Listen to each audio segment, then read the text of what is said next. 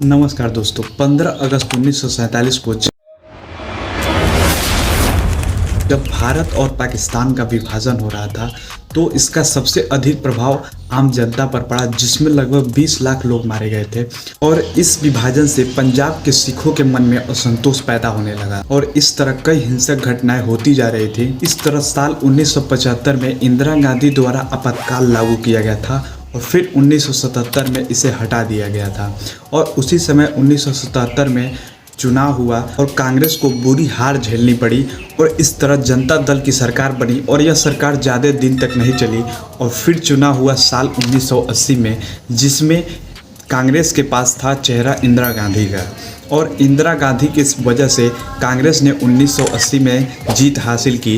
लेकिन पंजाब में कांग्रेस के पास कोई ऐसा चेहरा नहीं था जिससे कि वह चुनाव जीत सके और अकाली दल का सामना कर सके। इसी समय उदय होता है जनरल सिंह भिंडरवाले का और आगे चलकर जनरल सिंह भिंडरवाला कांग्रेस सरकार का ही विरोध करने लगा। और जैसे जैसे भिंडरवाले का उदय होने लगा, घटनाएं भी बढ़ने लगी और लाखों कत्लेआम किए जा रहे थे। इस समय सबसे बड़ी दो घटनाएं प्रचलित हुई।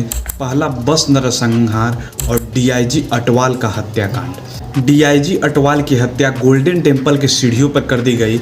इस तरह जब भिंडरवाले का उदय हो रहा था तो इसके पीछे एक साजिश भी रची जा रही थी, जिसमें गोल्डन टेम्पल के अंदर मशीन गन, गोला बारूद भरे जा रहे थे। इस समय मेजर जनरल साहबेग द्वारा उग्रवादियों को प्रशिक्षित भी किया जा रहा था। 15 दिसंबर 1983 को भिंडरवाले ने अकाल तख्त पर नियंत्रण कर लिया। उस समय सरकार को निर्णय लेना था कि सरकार कोई ऑपरेशन करना चाहती है या नहीं। इस तरह 1 जून 1984 को सरकार ने पंजाब में कर्फ्यू लागू कर दिया।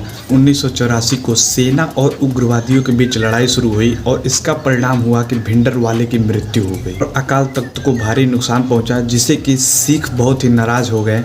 और इसका परिणाम यह हुआ कि इंदिरा गांधी की ही उनके 2 सिख अंगरक्षकों द्वारा उनकी हत्या कर दी गई।